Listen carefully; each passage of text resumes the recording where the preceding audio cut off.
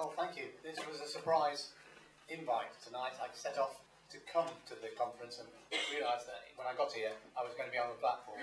So I apologise, but I will be coming back. I will be brief, because I appear to have established a reputation for knowing something about taxation and financial matters. That reputation is completely false. I know a bit, but only because I'm fairly comfortable with numbers. The title of this meeting is Offshore Finance Centres, Past, Present and Future. Now, I can't get my crystal ball out and say what that future will be, and in particular, what that future will be for Jersey. What I can say, I believe fairly certainly, is that it will be different. At the end of this financial crisis, finance will be different. How it will be different, I don't know.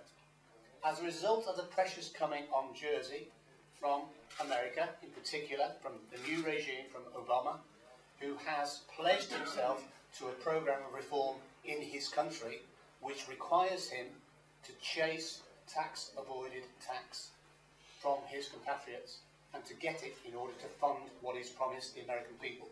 So he's got a strong motivation to actually follow through. That combines with the OECD initiatives and the G20 meeting coming up. All of those are putting increasing pressure on Jersey. As the result of that, I believe, we have seen the arrival of two, in particular, tax information exchange agreements, TIEAs, one with the UK and one with France. And Jersey, hitherto, has always said, we won't do anything until we've got, and I've heard it already once tonight, a level playing field, until everybody does something. Well, now we have acted. Our main business partner, the UK, we now have a tax information exchange agreement with them. Does that mean we're in the clear? Does that mean a start of a new transparent age? Does that mean the end of secrecy? Or does it mean the end of privacy? What does the future hold? It perhaps means the end of secrecy. It doesn't mean the end of privacy. TIEAs say, we will inform you if you ask about people's your UK nationals' tax affairs. But it's very limited in scope. It doesn't say if you ask, when you ask, and immediately if you ask. It requires certain conditions. If you have a legal case chasing somebody who you believe to be a tax avoider or evader, and if you can produce the papers, and if you can get a court to say we're chasing it, if HM Treasury says we have a serious fraud case or a serious case of tax evasion and avoidance that we want to pursue, and we believe the money's in your jurisdiction, then we may cooperate in the one case. Not in a blanket case, not if anybody comes fishing, we're looking for our tax money, where is it, we think some of it's here. It's not a blanket agreement. It's very specific and it's limited in its scope. So it doesn't mean the end of privacy. What it does do is means the end of secrecy in Jersey, and that is to be welcomed. The arrival of when we became an international offshore finance centre, particular phrases arrived. One that sticks in my mind is a special purpose vehicle. And I always wondered, before I got into politics, what a special purpose vehicle was. And why was it tax-free, virtually.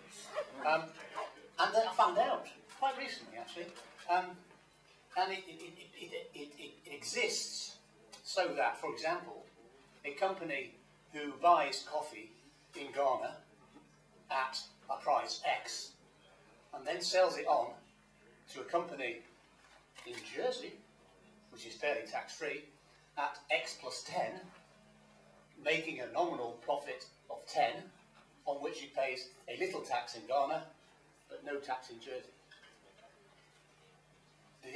The SPV, the special purpose vehicle, then sells on that coffee onto the main market, into the UK, into America, into the world, at X plus 9,000, and makes the profit, on which it pays very little tax because it's in Jersey.